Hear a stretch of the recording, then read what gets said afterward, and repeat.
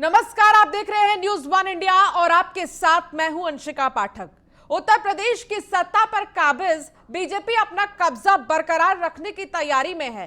पंचायत चुनाव में शानदार प्रदर्शन के बाद पार्टी का फोकस 2022 में होने वाले विधानसभा चुनाव पर है। इसी कड़ी में बीजेपी के राष्ट्रीय अध्यक्ष जेपी नड्डा शनिवार से 2 दिन के यूपी दौरे पर आ रहे हैं। बीजेपी के राष्ट्रीय अध्यक्ष जगत प्रकाश नड्डा उत्तर प्रदेश के 2 दिन के दौरे पर मौजूद रहेंगे। लखनऊ के इंदिरा गांधी प्रतिष्ठान में वो शनिवार को लखनऊ के संगठन की बैठक में शामिल होंगे। वो विभिन्न कार्यक्रम देखने के साथ ही कार्य की समीक्षा भी करेंगे।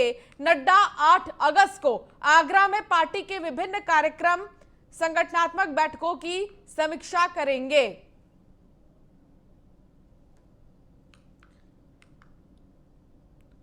तो जेपी नड्डा का यूपी दौरा है। बीजेपी की एक अलग ही रणनीति है और उस रणनीति के तहत ही जेपी नड्डा 2 दिन के लिए उत्तर प्रदेश में रहेंगे। क्या कुछ करेंगे वो आपको हम दिखा रहे हैं ग्राफिक्स के जरिए। तो जिला पंचायत अध्यक्षों को मंत्र देंगे जीत का। गांव-गांव तक सरकारी योजनाओं को पहुंचाने का लक्ष्य रखा गया है। पार्टी की नीतियों को अंतिम व्यक्ति तक पहुंचाने की कवायद भी होगी। इसके अलावा विधानसभा क्षेत्रों के प्रभारियों को वो संबोधित करेंगे। प्रभारियों का आवश्यक मार्गदर्शन भी करेंगे। जीत का मंत्र देंगे जेपी नड्डा। पार्टी पदाधिकारियों और प्रमुख नेताओं को मार्गदर्शन देंगे। तो 2017 यूपी चुनाव बीजेपी को 312 सीटें मिली। एक के बाद एक अब आपको बताते हैं कि हारी हुई सीटों पर सबसे ज्यादा फोकस है। आखिर कब हार मिली और कब जीत मिली। करीब 80 सीटों पर बीजेपी के उम्मीदवारों को हार मिली है इस बार, क्योंकि टारगेट 300 प्लस का है। तो उसको पूरा करने के लिए सारी कमियों को दूर करने की कोशिश भारतीय जनता पार्टी की तरफ से है। इन सीटों पर बीजेपी के सहयोगी भी नहीं जीत पाए थे। 80 सीट जिन पर हार मिली उस पर सहयोगी भी नहीं जीत पाए। यहां विपक्षी पार्टियों को जीत मिली थी। इसके अलावा आपको बता दें कि इन्हीं सीटों पर बीजेपी का इस बार फोकस है। तो जेपी नड्डा 2 दिन के उत्तर प्रदेश के दौरे पर हैं 7 और 8 अगस्त को। तो 7 और 8 अगस्त के दौरे पर है जेपी नड्डा और खास फोकस रहेगा उन सीटों पर, उन 80 सीटों पर जिन पर 2017 में हार मिली। तो वहीं नड्डा के दौरे को लेकर लखनऊ में किस तरह से तैयारियां हैं, इसका जायजा लिया हमारे सहयोगी ने। उत्तर प्रदेश में 2022 चुनाव को लेकर के सरगर्मी तेज हो गई है। आज भाजपा के राष्ट्रीय अध्यक्ष जेपी नड्डा लखनऊ 2 दिवसीय दौरे पर आ रहे हैं। पहले वो एयरपोर्ट पहुंचेंगे और उसके बाद सीधे इंदिरा गांधी प्रतिष्ठान जाएंगे, जहां पर जो नवनिर्वाचित ब्लॉक प्रमुख हैं, नवनिर्वाचित जिला पंचायत अध्यक्ष हैं, उनसे संवाद करेंगे, तमाम पदाधिकारियों से मुलाकात करेंगे। उसके बाद शाम 4 बजे के लगभग में यहां भाजपा कार्यालय पहुंचेंगे। यहां पर मंत्रियों के साथ मुलाकात करेंगे, पदाधिकारियों के साथ मुलाकात करेंगे और 2022 की रणनीति है उसको आखिरी मोहर देंगे। निश्चित तौर पर अगर भाजपा कार्यालय के बाहर की बात करें तो भाजपा कार्यालय के बाहर की स्थिति ये है कि जो समर्थक हैं भाजपा के, जो नेता हैं भाजपा के, जो पदाधिकारी हैं, उन लोगों ने बाकायदा पोस्टर बैनर लगाए हुए हैं अपनी उपस्थिति दर्ज कराने के लिए कि किसी न किसी तरह राष्ट्रीय अध्यक्ष की निगाह उनके पोस्टर पर पड़ जाए तो शायद उनका भी भविष्य सुधर जाए। निश्चित तौर पर जो लगातार पोस्टर और बैनर लगाए जा रहे हैं और राष्ट्रीय अध्यक्ष के स्वागत की तैयारी की जा रही है। जिस तरह से भाजपा लगातार जमीनी जो संवाद कर रही है, रणनीति तैयार कर रही है, निश्चित तौर पर उससे कहीं ना कहीं जो विपक्षी हैं उनके सिर का दर्द बढ़ सकता है। लखनऊ से न्यूज इंडिया के लिए अश्विनी कुमार, सहयोगी समीर कनकी के साथ। उत्तर प्रदेश। तो हमारे संवाददाता ने तैयारियों का जायजा लिया है। हमारे संवाददाता खुद अश्विनी द्विवेदी हमारे साथ जुड़ गए हैं ज्यादा बातचीत के लिए। अश्विनी द्विवेदी, सीधा सवाल मेरा यही रहेगा कि 2022 के ही मद्देनजर ये 2 दिवसीय दौरा है जेपी नड्डा का, लेकिन सवाल यही उठता है कि आखिर इस बार कौन सी सीट पर सबसे ज्यादा फोकस करने के लिए बैक टू बैक मीटिंग किया जा रहा है, बैक टू बैक रणनीति तैयार की जा रही है। बिल्कुल जिस तरह से उत्तर प्रदेश का 2022 का चुनाव का बिगुल बज चुका है, तमाम सियासी जो पार्टियां हैं वो लगातार काम करना शुरू कर चुकी हैं। चाहे जाति समीकरण हो पार्टियों का, वो साधने का काम हो रहा है, चाहे अन्य किसी मुद्दे को लेकर के लगातार सरकार को घेरने का काम हो रहा है। निश्चित तौर पर आज राष्ट्रीय अध्यक्ष भाजपा के जेपी नड्डा 2 दिवसीय दौरे पर लखनऊ आ रहे हैं। यहाँ पर पहले वो एयरपोर्ट से सीधे जो इंदिरा गांधी प्रतिष्ठान है वहां पहुंचेंगे। वहां पर जो नवनिर्वाचित ब्लॉक प्रमुख हैं, नवनिर्वाचित जिला पंचायत अध्यक्ष हैं, उनसे मुलाकात करेंगे, संवाद करेंगे। आपको बता दें जो ब्लॉक प्रमुख हैं ये सबसे ऐसी इकाई है जो एक निश्चित दायरे में रह करके पार्टी को मजबूत बना सकती है। निश्चित तौर पर उसको लेकर के उनसे संवाद करेंगे, उनको मंत्र देंगे कि 2022 का चुनाव कैसे जीता जाए, कैसे 325 से ज्यादा इस बार सीटें आए, कैसे जो विपक्षी पार्टियां हैं उनको मुंह तोड़ जवाब दिया जाए, किस तरह से जो विपक्षी पार्टियां हैं वो चाहे कानून व्यवस्था के मुद्दा हो, चाहे महिला सुरक्षा का मुद्दा, किसानों का मुद्दा, इनको घेरने की कोशिश सरकार कर रही है, कैसे इससे बचा जाए, कैसे उनको पलटवार उन पर किया जाए। ऐसे तमाम सूत्र हैं जो इन नवनिर्वाचित ब्लॉक प्रमुखों को, इन नवनिर्वाचित जिला पंचायत अध्यक्षों को जेपी नड्डा देंगे। निश्चित तौर पर उसके बाद विधानसभा क्षेत्र जो प्रभारी हैं, सबसे महत्वपूर्ण ये हैं, इनसे मुलाकात करेंगे, इनसे संवाद करेंगे, विधानसभा क्षेत्रवार इनसे जायजा लेंगे कि किस विधानसभा की कौन सी स्थिति है। और सबसे बड़ी बात है, उन विधानसभाओं पर ज्यादा फोकस जेपी नड्डा का होगा जहां पर भाजपा चुनाव हारी थे 2017 में और दूसरे नंबर पर रहे थे। तमाम ऐसे कम से कम 30 से ज्यादा सीटें हैं जहां पर दूसरे नंबर पर भाजपा रही थी और काफी 2017 में 80 सीटें ऐसी थी जहां पर बीजेपी की जीत नहीं हो पाई और साथ ही सहयोगी की भी नहीं हो पाई थी जीत कैंडिडेट की। ऐसे में इस बार खास फोकस 19 सीटों पर रहने वाला है। अश्विनी, उसके लिए क्या रणनीति तैयार की जा रही है? एक चीज और भी कि ग्रामीण इलाकों में भी जेपी नड्डा ये चाहते हैं कि लोगों को सरकारी योजनाओं के बारे में जानकारी मिले ताकि लोग ये समझ पाएं कि सरकार ने आखिर उन्हें अब तक दिया क्या है। तो इसको लेकर क्या आज प्लानिंग की जाएगी, कैसे पहुंचाया जाएगा ये चीज ग्रामीणों तक?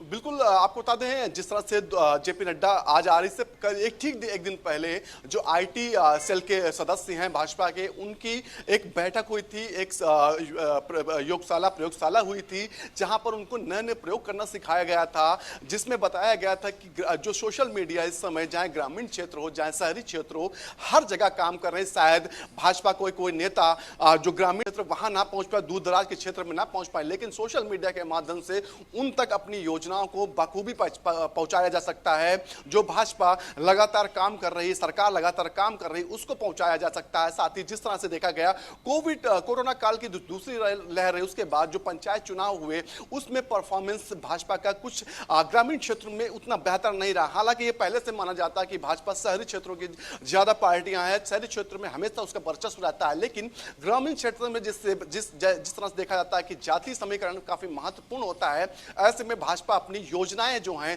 जो सरकार की नई नई योजनाएं आ रही हैं, उनको लेकर के जाना चाहती है, सोशल मीडिया के माध्यम से जाना चाहती है। साथ ही साथ जो विधानसभा प्रभारी हैं उनको जिम्मेदारियां दी जाएंगी कि बूथ जो है, बूथ को मजबूत किया जाए, बूथ के बल पर ही जो सियासी समीकरण है वो सही बनाया जा सकता है, सही सियासी समीकरण को सही ठहराया जा सकता है। इसको लेकर के भाजपा अध्यक्ष आज तमाम जो लोगों को पाठशाला की एक तरीके से कहें वो लेंगे, पाठशाला में पढ़ाया जाएगा। उसके बाद शाम को जो भाजपा कार्यालय है वहां पर पहुंचेंगे जेपी नड्डा। तकरीबन 3:30 बजे का कार्यक्रम है भाजपा कार्यालय पहुंचने का, और 4 बजे जो मंत्री हैं उनके साथ बैठक होगी। लेकिन इस बार अगर बैठक में एक चीज निकल के आ रही कि जो अध्यक्ष हैं जेपी नड्डा, वो रिपोर्ट कार्ड ना मांग करके परफॉर्मेंस ग्रांट मांगे कि आखिर परफॉर्मेंस मंत्रियों का कैसा रहा। निश्चित तौर पर जब जनवरी के महीने में जेपी नड्डा लखनऊ आए थे, उस दौरान भी मंत्रियों से कहा था कि आप अपना परफॉर्मेंस सुधारिए। तमाम जो संगठन के लोग मैं आपको रोकना चाहूंगी। धीरू वाजपेयी सपा के प्रवक्ता हमारे साथ जुड़ गए हैं। धीरू वाजपेयी,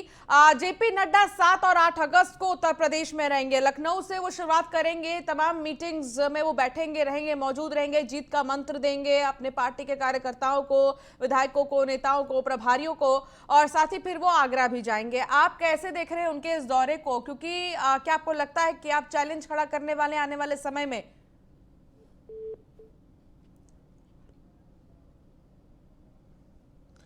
तो धीरू वाजपेयी से हमारा संपर्क टूट गया है, दोबारा साधने की कोशिश करेंगे। हालांकि अश्विनी हमारे साथ लगातार जुड़े हुए हैं। अश्विनी, जिस तरीके से लगातार भारतीय जनता पार्टी तमाम मीटिंग कर रही है और साथ ही अपने कार्यकर्ताओं में जोश भर रही है, क्या हम ये कह सकते हैं कि विपक्षी एक तरह से चुनौती बनकर खड़े हो रहे हैं? इस बार बहुत सारे ऐसे मुद्दे हैं जिसको लेकर विपक्षी सरकार को घेरेंगे। बिल्कुल, अगर बात करें विपक्षियों की, विपक्षी लगातार सरकार को घेरने की कोशिश कर रहे हैं, लेकिन कहीं ना कहीं सरकार हर सवाल का जवाब तलाशने में सफल हो रही है। अगर बात करें भाजपा की और अन्य पार्टियों की तुलना करें तो चाहे सपा की तुलना करें, कांग्रेस की तुलना करें, तो इन दोनों पार्टियों के पास या बसपा की तुलना करें, इनके पास कोई बड़े चेहरे नहीं है। भाजपा के पास नरेंद्र मोदी एक बड़ा चेहरा है जो अगर अपनी किसी भी बात को अपने ढंग से रखते हैं, विपक्ष की छोटी सी बात को जनता को सामने ऐसा पेश करते कि जनता उनकी बात मानने को तैयार हो जाती है। उसके अलावा गृह मंत्री जो हैं, जो अपनी वाकपटुता के लिए जाने जाते हैं, जो अपने कमिटमेंट के लिए जाने जाते हैं, जिस तरह से उन्होंने फैसले लिए 370 को लेकर के, तमाम इसके अलावा अन्य फैसले लिए, उनको लेकर के भी उनकी अलग पहचान है। उसके बाद अगर हरीश श्रीवास्तव भारतीय जनता पार्टी से हमारे साथ जुड़ गए हैं। अश्विनी, आपको मैं रोकना चाहूंगी। हरीश श्रीवास्तव जी, जिस तरीके से 2 दिवसीय दौरे पर है जेपी नड्डा, मैं आपसे जानना चाहूंगी कि कौन सा जीत का मंत्र देने वाले हैं 2 दिन? देखिए, हमारे यशस्वी माननीय राष्ट्रीय अध्यक्ष आदरणीय जेपी नड्डा जी आज लखनऊ पधार रहे हैं और यहाँ वो प्रदेश के सभी जो विधानसभा प्रभारी जो संगठन की तरफ से इनको दायित्व दिया गया है, उन सबको के प्रबोधन, उनका सबका प्रबोधन करेंगे और लोक कल्याणकारी नीतियों और कार्यक्रमों को, पार्टी के नेतृत्व और पार्टी की नीति और कार्यक्रम को जन जन तक पहुंचाने का मंत्र देंगे और जिससे माननीय राष्ट्रीय अध्यक्ष जी, माननीय प्रदेश अध्यक्ष जी, माननीय मुख्यमंत्री जी, इन सब का संदेश लेकर के जो पार्टी के कार्यकर्ता है वो गांव-गांव जाकर के कार्य करेंगे और 2022 के विधानसभा चुनाव में कमल ही कमल उत्तर प्रदेश में खिलता आपको दिखाई पड़ेगा, ऐसा माननीय राष्ट्रीय अध्यक्ष जी का उद्बोधन होगा। इस बार का जो टारगेट है हरीश जी, वो 300 प्लस रखा है आपकी पार्टी ने और 2017 में 324 सीटों पर गठबंधन के साथ जीत हासिल की थी भारतीय जनता पार्टी ने। लेकिन इस बार विपक्षियों की एक्टिवनेस जिस तरीके से हम देख रहे हैं, चाहे वो किसानों का मुद्दा हो, चाहे वो बेरोजगारी का मुद्दा हो, चाहे वो कानून व्यवस्था हो, इन तमाम चीजों को लेकर विपक्षी अब मोर्चा संभाले हैं, सड़कों पर उतर रहे हैं और सरकार के खिलाफ विरोध प्रदर्शन कर रहे हैं। तो ये एक्टिवनेस विपक्षी की क्या आपके लिए चैलेंज साबित होगा? देखिए, विपक्षी जब 2017 का चुनाव था तब भी एक्टिव थे। तब समाजवादी पार्टी ने कांग्रेस के साथ एक साथ मिलकर चुनाव लड़े थे। तो भारतीय जनता पार्टी विपक्षियों की परवाह नहीं करती। लोकतंत्र में जवाबदेही सम्मानित जनता के प्रति होती है। जनता के प्रति अपनी जवाबदेही को हमारी भारतीय जनता पार्टी की आदरणीय योगी आदित्यनाथ जी की सरकार और पार्टी का नेतृत्व आदरणीय श्री स्वतंत्र देव सिंह जी के मार्गदर्शन में कार्यकर्ता सुनिश्चित करते हैं और उस जवाबदेही का ही नतीजा है कि उत्तर प्रदेश की सम्मानित जनता भारतीय जनता पार्टी के साथ पूरी मजबूती के साथ खड़ी है।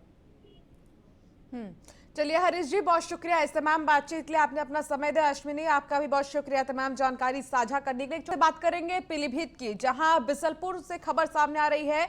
दिल्ली में दलित छात्रा के साथ हुए दुष्कर्म और हत्या को लेकर के वाल्मीकि समाज में आक्रोश है। भारी संख्या में वाल्मीकि समाज के लोगों ने तहसील पहुंचकर नारेबाजी की और राष्ट्रपति के नाम उपजिलाधिकारी को ज्ञापन सौंपा है। तो वही आक्रोशित लोगों ने कहा कि अगर जल्द ही दलित परिवार को न्याय नहीं मिला तो धर्म परिवर्तन कर लेंगे।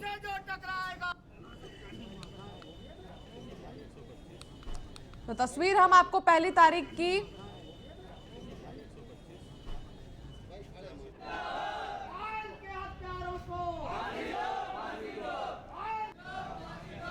जब ये मामला सामने आया था उस वक्त माहौल गर्मा गया और अब वाल्मीकि समाज की तरफ से भी आक्रोश जताया जा रहा है।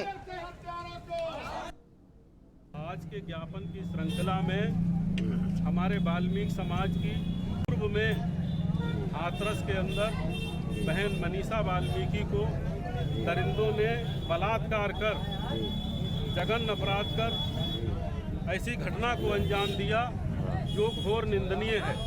और अभी वो आग जो है बुझी नहीं, लेकिन दिल्ली के नागल कैंट में 9 वर्ष की बाल्मीक पायल पुत्री के साथ 4 लोगों ने दरिंदगी से उसके साथ बलात्कार किया और उसकी लाश को जला दिया, इसलिए कि अपराध छिपाया जा सके। धर्मांतरण करेंगे, धर्मांतरण। क्या मांगे आपकी? हमारी मांग ये है कि पायल जो 9 वर्ष की बच्ची जो हमारे समाज की थी, जिसके साथ 4 दरिंदों ने बलात्कार किया, उसके बाद उसको जलाया जिंदा, ये घोर अन्याय वाल्मीकि समाज के साथ इस देश में हो रहा है। ये नहीं होना चाहिए। इससे पहले भी एक घटना ऐसी हो चुकी है, ये क्यों हो रहा है हमारे साथ? जी, आपकी मांगे नहीं मांगी जाती तो क्या करेंगे आप? हम अनशन करेंगे, हड़ताल करेंगे, उसके बावजूद अगर नहीं मांगेंगे तो हम धर्मांतरण। तो हापुड़ में विकास कार्यों की पोल खुल गई है। आपको बता दें कि अपर मुख्य सचिव स्वास्थ्य को सड़कों पर हो रहे गड्ढों से होकर गुजरना पड़ा। जिला अस्पताल के रास्ते में गहरे गड्ढे हैं, जिसमें बारिश का पानी भरा हुआ है। गंदे पानी से होकर अपर मुख्य सचिव स्वास्थ्य अमित मोहन की गाड़ी गुजरी, जिसका वीडियो वायरल हो रहा है। तो हापुड़ की तस्वीर हम दिखा रहे हैं।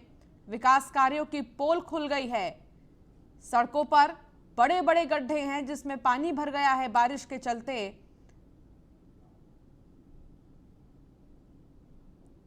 और यहां से अपर मुख्य सचिव स्वास्थ्य की गाड़ी गुजरी है अमित मोहन की, और ये वीडियो वायरल हो रहा है।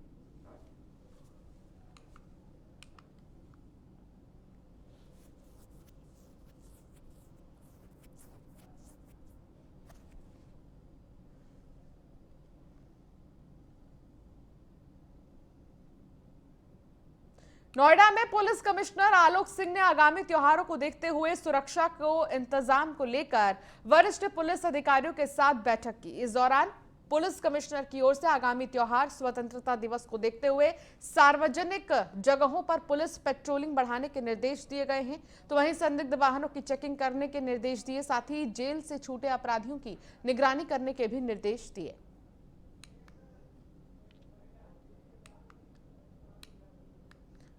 तो आलोक सिंह ने त्योहारी सीजन को देखते हुए तमाम अधिकारियों के साथ बैठक की और फिर उन्हें निर्देश भी दिया कि जहां ज्यादा भीड़भाड़ हो वहां पर लगातार पुलिस की पेट्रोलिंग होते रहे। तस्वीर दिखा रहे हैं आपको उस वक्त की, जब वो मीटिंग ले रहे थे, तमाम अधिकारियों के साथ में बातचीत कर रहे थे और साथ ही फीडबैक भी ले रहे थे जिले की क्या व्यवस्था है जिले की और कैसे कानून व्यवस्था को मैनेज किया जाना है त्योहारों में, खास तौर पर क्योंकि अभी बैक टू बैक बहुत सारे त्यौहार आने वाले हैं। उन त्योहारों के मद्देनजर ही ये बैठक ली गई है और इस बैठक में अहम दिशा निर्देश जारी किए गए। तो पुलिस पेट्रोलिंग बढ़ाने के भी निर्देश दिए गए हैं, संदिग्ध वाहनों की चेकिंग करने के आदेश दिए गए हैं। हर जगह अब आपको कहीं भी आप गुजरेंगे नोएडा में तो फिर बैरिकेडिंग नजर आएगी और यहाँ पर तेजी से चेकिंग अभियान चलाया जाएगा।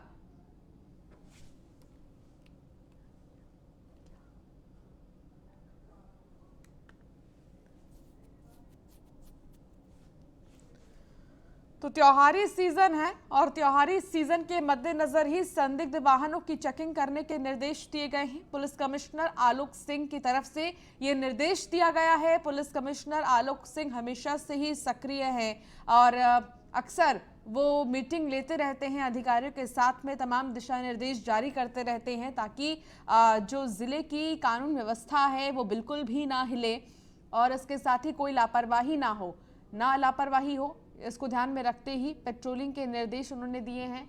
और उन्होंने कहा है कि जहां ज्यादा भीड़ भाड़ हो वहां तो खास तौर पर ध्यान पुलिस को देने की जरूरत है। तो एक प्लानिंग प्लॉटिंग यहां पर की गई है जिले में कानून व्यवस्था को लेकर कि बिल्कुल भी ना डगमगाए और पुलिस की कार्यशैली पर सवाल ना उठे। इसको देखते हुए ही ये मीटिंग लिया गया है और इसमें दिशा निर्देश जारी किया गया।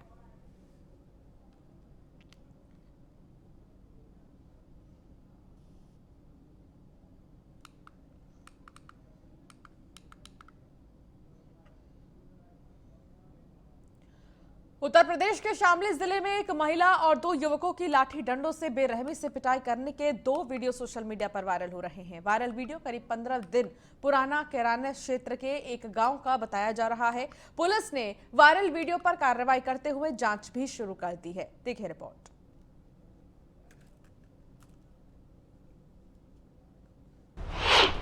इंसानियत शर्मसार, हैवानियत की सारी हदें पार, ऐसी सजा कि रूह कांप जाए। युवक और युवती की बेरहमी से पिटाई। इन तस्वीरों को गौर से देखिए, कैसे हमारे सभ्य समाज के असभ्य लोग एक बेटी की पूरी तरह से पिटाई कर रहे हैं। देखिए कैसे बेटी रहम की भीख मांग रही है, लेकिन इन लोगों को रहम का। लड़की चीख रही है, चिल्ला रही है, मदद की गुहार लगा रही है, लेकिन मदद के नाम पर सिर्फ तमाशबीन बने लोग खड़े हैं। देखिए कितनी बेरहमी से पिटाई की जा रही है। इन तस्वीरों को देखने के बाद भी किसी का कलेजा नहीं पसीजा। कैसे लाठी डंडों से पिटाई की जा रही है। लड़की चीख रही है, चिल्ला रही है, लेकिन ये लोग सिर्फ और सिर्फ तमाशा देख रहे हैं। यही नहीं, जनता सिर्फ वीडियो बनाने में लगी है। आखिर हमारे समाज को क्या हो गया है। लड़की के बाद अब इस युवक को देखिए, कैसे इसकी पिटाई की जा रही है। कैसे युवक को पहले उल्टा किया गया, फिर लाठी डंडों से जमकर बेरहमी से पिटाई की जा रही है। ये वीडियो यूपी के शामली जिले की है। दरअसल शामली में 2 युवक और एक युवती को तालिबानी सजा दी गई। यहाँ पर 2 युवकों को चारपाई पर उल्टा लिटाकर उनको लाठी डंडों से जमकर पीटा गया। वहीं युवती पर भी लाठियां बरसाई गई। मामला कैराना कोतवाली क्षेत्र के तीतरवाड़ा गांव का बताया जा रहा है। दरअसल 30 जुलाई को रतनपुरी निवासी एक युवक एक लड़की के साथ गांव तीतरवाड़ा आया था, जहां पर ग्रामीणों ने उन्हें महिला से मिलते जुलते देख लिया, जिसके बाद उन्हें पकड़ लिया गया। मामले की सूचना महिला के मायके वालों को दी गई, जिसके बाद महिला के मायके वालों ने पहले तो महिला को लाठी डंडों से पीटा, फिर दोनों युवकों को चारपाई पर उल्टा लिटा दिया और जमकर पिटाई की। बाद में दोनों युवकों को पुलिस के हवाले कर दिया गया। उस वीडियो की जांच कराने के पश्चात यह सूचना जो प्राप्त हुई है कि शामली जनपद के कैराना थाने के तीतरवाड़ा गांव में एक व्यक्ति जिनका नाम एहसान है, उनकी शादी हुई थी और जिनसे उनकी शादी हुई थी वही युवती जो दिख रही है वो वीडियो में है। और उनके प्रेम संबंध जो पूर्व में शादी से पहले थे, उसी के क्रम में एक व्यक्ति उनके ससुराल आया था और वो अपने एक मित्र के साथ आया था। और यह बात जब उनके ससुराल वालों को पता चली तो उनके द्वारा इन दोनों व्यक्तियों को रोक लिया गया और जो युवती है उनके मायके बताया गया। वहां से उनके मायके से भी लोग आए और ससुराल के लोग, इन दोनों ने मिलकर इन तीनों व्यक्तियों की पिटाई करी। इन तस्वीरों को देखने के बाद कई सवाल खड़े होते हैं। आखिर लोग कानून के अपने हाथों में कैसे ले सकते हैं? इस तरह से पिटाई का अधिकार किसने दिया? खैर, अब देखने वाली बात होगी पुलिस आरोपियों पर क्या कुछ कार्रवाई करती है। Bureau report, news 1 India. तो टोक्यो में गोल्फ का मुकाबला चल रहा है। अदिति अशोक रही 4थे नंबर पर। गोल्फ में अदिति पदक से चूक गई हैं। हालांकि उनकी मेहनत पर भारत को गर्व है और आपको बता दें कि अदिति अशोक 4थे नंबर पर हैं। गोल्फ में अदिति पदक से चूक गई। बस टोक्यो में गोल्फ का मुकाबला, अदिति पदक से चूक गई। चलिए, इस बुलेटिन में फिलहाल इतना ही। आप बने रहिए न्यूज़ 1 इंडिया के साथ। नमस्कार।